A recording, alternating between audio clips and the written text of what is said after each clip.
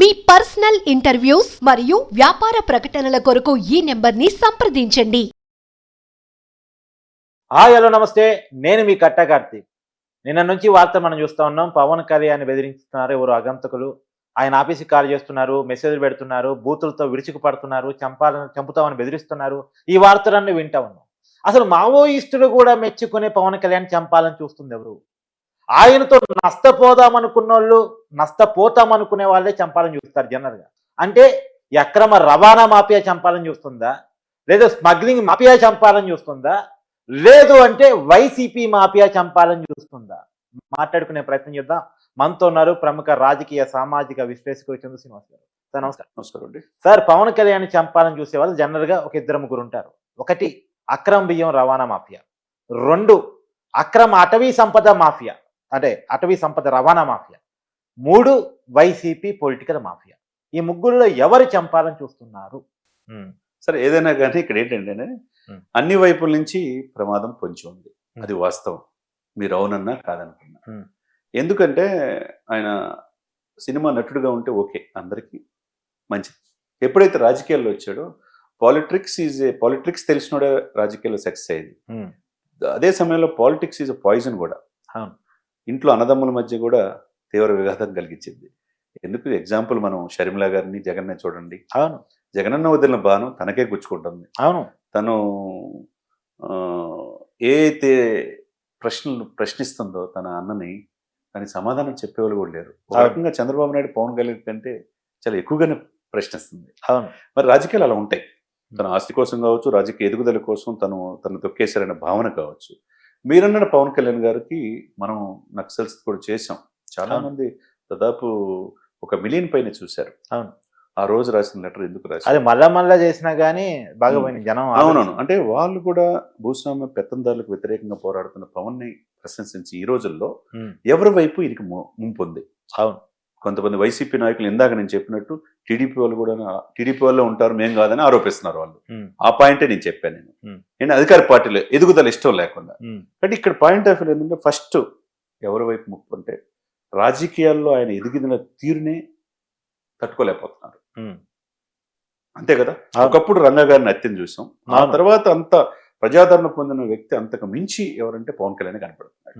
కాబట్టి దేశ రాజకీయాలను శాసించే స్థాయిలో ఆయన ఎదిగిపోయాడు. ఎదగటం ఇష్టం లేని వాళ్ళు, మేము ఈయనుంటే మాకు ఇక లైఫ్ లేదనుకునే వాళ్ళు తెర వెనకుండి కుట్ర చేస్తున్నారు. మీరన్నట్టు మొన్నటిదాకా చిన్న చిన్న బ్లేడ్లు తీసుకునే పరిస్థితి నుంచి వారాహి యాత్రలో అంటే మీరు రైట్ పాయింట్కి వచ్చారు. ఇవాళ పవన్ కళ్యాణ్ చంపాలని కుట్ర ఇవాళది కాదు, గతం నుంచి ఉంది. ఎందుకంటే బేడ్ బ్యాచ్లతో ఆయన చెప్పారు కదా, బేడ్ తీసుకుని అవి పవన్ కళ్యాణ్ అభిమానుల పేరుతో దగ్గరకు వచ్చి కోయబోయారు అనేది. అవునండి, అది అక్కడ కానించండి. ఇక్కడ 3 విషయాలు. ఆయనకి 3 లేయర్స్ భద్రత ఉంటుంది. ఆయన్ని చంపటం, ఆయన్ని దాడి చేయాలనుకోవటం, ఆయన భౌతికంగా లేకుండా చేయాలనుకోవటం ఎవరి తరం కాదు యాక్చువల్గా. ఎందుకంటే మొదటి నుంచి ఆయన కాపాడుకోవడం 70-80 మంది సుభిక్షితమైన సైనికులాగా ఉండవు. అతను స్వయంగా మార్షల్ ఆర్ట్స్ నేర్చుకున్నాడు. మార్షల్ ఆర్ట్స్ లో నైపుణ్యం ఉన్న బృందాలు ఉన్నాయి ఆయన. తర్వాత రిటైర్డ్ ఆర్మీ రాజపుటానా రైఫిల్స్ చెందిన సిక్కులు కూడా రక్షణ ఉంది. అవును. దీనితో పాటు ప్రైవేట్ సెక్యూరిటీ అనేక రకాలతో పాటు ఇప్పుడు ప్రభుత్వం కూడా కలిసింది. అయినా ఇట్లా మాట్లాడుతున్నారంటే ఒక వ్యక్తి, నరసింహారావు అనే వ్యక్తి, లబ్బిపేట చెందిన వ్యక్తి, గతంలో కూడా హోమ్ మినిస్టర్ కూడా అతనేనంట మెసేజ్ పెట్టింది. ఎవరు సార్ అతను? నరసింహారావు అని చెప్పి ఆయన పేరు వినపడుతుంది, విజయవాడ లబ్బిపేట. అతను ఆ స్థాయికి ఇప్పుడు అధికారంలో ఉన్న ఉప ముఖ్యమంత్రికే సవాల్ చేసి మెసేజ్ పెట్టాడంటే, అసభ్యంగా పదజాలంతో దూషించి నిన్ను చంపేస్తానని చెప్పే స్థాయికి ఎదిగాడంటే తన వెనక ఎవరున్నారనే తెలాల్సిన అవసరం. అతను ఆల్రెడీ అరెస్ట్ చేశారు విజయవాడలో. ఎందుకంటే హోమ్ మినిస్టర్ గారు కూడా ఇమీడియట్ గా రెస్పాండ్ అయ్యారు, డీజీపీ దిగారు. కాబట్టి వాడు వెనక ఎవడున్నాడు అంటే ముందు దాగి మాట్లాడాడు అనుకుంటారు. ముందు దాగితే మనం ముందు దాగామా, లేకపోతే మనం అది దాగింది ఏమంటారు కార్తిక్ గారు? అది కరెక్ట్ కాదు కదా. అంటే నువ్వు స్పృహ ఉండే కదా మాట్లాడుతుంది. కాబట్టి అంతకుముందు బోరగడ్డ అనిల్ అంటే ఏమన్నారు, అరగంట ఛాన్స్ జగనన్న లేపేస్తావు, పవన్ లేపేస్తావు, లోకేష్ లేపేస్తావు, చంద్రబాబుని చంపేస్తావు అని చెప్పి అన్న బోరగడ్డలో ఇప్పుడు ఎక్కడున్నారు? బోరుకు గురై రాజమండ్రి సెంట్రల్ జైల్లో అన్న. తర్వాత రెడ్డి అయ్యారు. చంపేస్తామని బెదిరించిన వాళ్ళు అనేక మంది ఉండటం వల్ల వాళ్ళ వైపు నుంచి ప్లాన్ జరుగుతుందని ఒక అనుమానం కలుగుతుంది సార్. అదే ఎందుకంటే సొంత బాబాయిని చంపడానికి వెనకాన్నోళ్ళు రాజకీయంగా శత్రువు, వాళ్ళు ఉంటే రాబోయే కాలంలో కూడా భవిష్యత్తు లేదు, వాళ్ళని ఎంత పరిస్థితిలో విడదీయాలని చూసినా విడిపోవట్లేదు. రెండోది పవన్ కళ్యాణ్ చాలా దూకుడుగా పోతున్నాడు, మాఫియాని అడ్డేసుకుంటున్నాడు, మనం అక్రమ బియ్యం తరలిద్దామంటే ఆపేస్తున్నాడు, అక్రమ అటవీ సంపద తరలిద్దాం, ఎర్రచందనం స్థానానికి తరలిద్దామంటే ఆపేస్తున్నాడు, నేపాల్కి పంపించిన కూడా వెనక్కి తెప్పిస్తున్నాడు, మన మాఫియాకి అడ్డుకట్ట పడిపోయింది అని బాధపడే వాళ్ళు ఎవరైనా చెప్పారని చూస్తున్నారా అని. మీరు చెప్పిన పాయింట్ ఆఫ్ వ్యూ స్ట్రైట్ గా మూడే చెప్తా. ఒకటి, రాజకీయ ఎదుగుదల ఇష్టం లేకపోతే. అవును, ఇతను ఉంటే మా వల్ల కాదనుకోవటం, వాళ్ళకి రాజకీయాల్లోనే లేపేయాలనుకుంటారు. కానీ అది దాన్ని బట్టి ఎవరు చంద్రబాబు నాయుడు గారు ఫస్ట్ స్టెప్ ఏం తీసుకోవాలా, ఒక లెటర్ రాయాలా సెంట్రల్ హోమ్ మినిస్టర్కి. అవును, ఏం లెటర్ రాయాలా, మా డిప్యూటీ సీఎంకి విపరీతమైన ప్రజాదరణతో పాటు శత్రువులు కూడా ఎక్కువ అవుతున్నారు, ఈ మధ్య తరచూ ఈ ఘటనలు జరుగుతున్నాయి, కాబట్టి ఆయనకి Z+ కేటగిరీ భద్రత నాకు ఎలా అయితే కల్పించారో ఆయన కూడా కల్పించాలని ఒక లెటర్ రాయాలా అఫీషియల్గా చంద్రబాబు గారు. అప్పుడు హోమ్ మినిస్ట్రీ కూడా ఈయన భద్రత కల్పిస్తుంది. అవునా కదా? అది రాష్ట్ర హోంమంత్రి శాఖ నుంచి కావాలి. అది సీఎం ఆదేశాలు కదా, లా అండ్ ఆర్డర్ ఆయన చేతులు. నేను రెండోది ఏం చేస్తున్నానంటే, ఆంధ్ర తెలంగాణ సంపద కాదు పవన్ కళ్యాణ్ ఇప్పుడు జాతీయ సంపద. అవును, నేషనల్ పొలిటికల్ స్టార్ అయ్యాడు. 100 కోట్ల మంది హిందువులకి సనాతన సంప్రదాయం లేవనెత్తిన తర్వాత ఆయన ప్రతినిధి అయిపోయాడు, ఎన్డీఏ కూటమిలో భాగస్వామిగా ఉన్నాడు. కాబట్టి ఆయన భద్రత కాపాడుకోవాల్సిన బాధ్యత మీది, నాది, మనందరిది. అమిత్ షా గారికి కూడా ఉంది. కాబట్టి అదొకటి. ఇది ఈయన ఏమవుతున్నాడు, ఈయనకి రూపాయి సంపాదించాలని ఏవ గాని కసి గాని అక్రమంగా ఇది చేయాలనేది ఏమీ లేదు. చివరికి తన క్యాంప్ ఆఫీస్ కూడా ఖర్చు ఎందుకు అని చెప్పి గవర్నమెంట్ హ్యాండ్ ఓవర్ చేసి మంగళగిరిలో తన సొంత పార్టీ ఆఫీసులో ఉంటున్నాడు. అంటే రూపాయి కూడా తన చేతికి ఇవ్వడం తప్పి తీసుకునే ఇది ఆయనకి లేదు. మనం చూసాం. తర్వాత 6 కోట్ల రూపాయలు అంత నిధులు ఇచ్చింది కూడా మనం చూసాం వరదల్లో. ఇదైతే ఆ రాష్ట్రం ఈ రాష్ట్రంలో.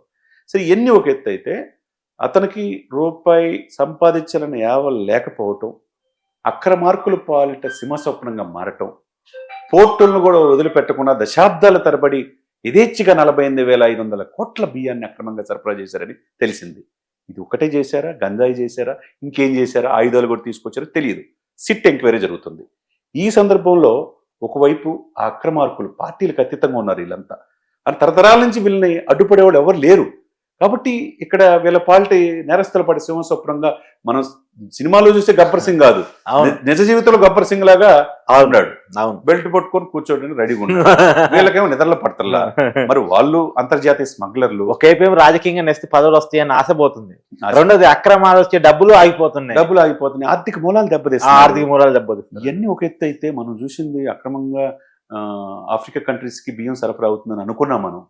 ఇవన్నిటికంటే 20 సంవత్సరాల నుంచి ఆ పోర్టు నిర్వహిస్తున్న కేవీ రావునే బెదిరించి 3,690 కోట్ల పోర్టునే వైసీపీ నాయకులు స్వాధీనం చేసుకున్నారంటే ఇంకెట్లా? వాళ్ళ ఆదాయం కూడా గడ్డి కొట్టాడుగా. అంతేగా, అరబిందో వాళ్ళది, రియాలిటీ వాళ్ళది, లేకపోతే విక్రాంత్ రెడ్డి, వైవి సుబ్బారెడ్డి గారి కొడుకుది, లేకపోతే సజ్జల A2గా భావించే సజ్జల విజయసాయి రెడ్డిది, శరత్ చంద్రారెడ్డిది, వీళ్ళంతా ఆదాయం కూడా గండి కొట్టినట్టేగా. ఒకటి కాదు చేస్తుంది పవన్ కళ్యాణ్ గారు. అక్రమార్కుల పాలిట సింహస్వప్నంగా మారాడు.